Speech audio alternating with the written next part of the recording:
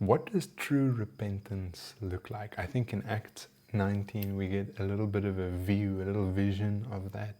There are these magicians, these sorcerers that hear the gospel, and their response is kind of like, what should we do? And so they bring all their magic books, their sorcery things, the things that we would deem occult, and they burn them. And they say that all of this stuff is up to the value of 50,000 silver coins. Now, there's a couple of ways to interpret that, but the most agreement is that this would equal about $6 million in today's time worth of materials.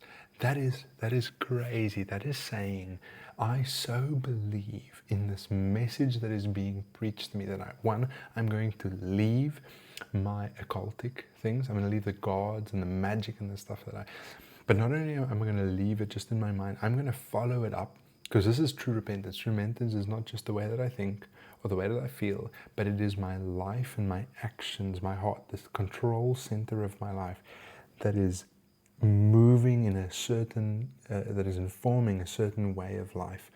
And so these guys show repentance by not just believing and saying, hey, Jesus is a good idea. They reject their gods, they take all of that stuff, they take their belongings that are of the occult and they burn them. $6 million worth of materials they burn in the fire, saying, you know what, we pledge our allegiance to Jesus Christ of Nazareth. Now that is crazy for me, it is overwhelming. I would love if something like that happened. But then I asked this deeper question: would they be welcome in our services as visitors?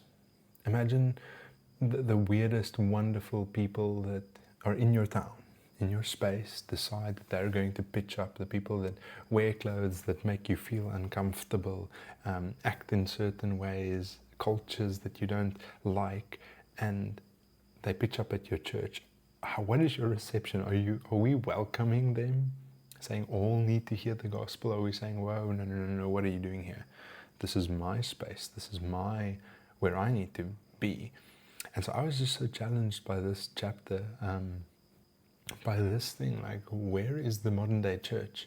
And if we say that we should be an expression, like an image of what it should look like in heaven, multicultural, multi-language, or every tribe and tongue and people, maybe we should be more open to inviting people in that are completely different to us, not just in gifting or in language, but in completely different to us. I hope this blesses you as much as it blessed me. Cheers.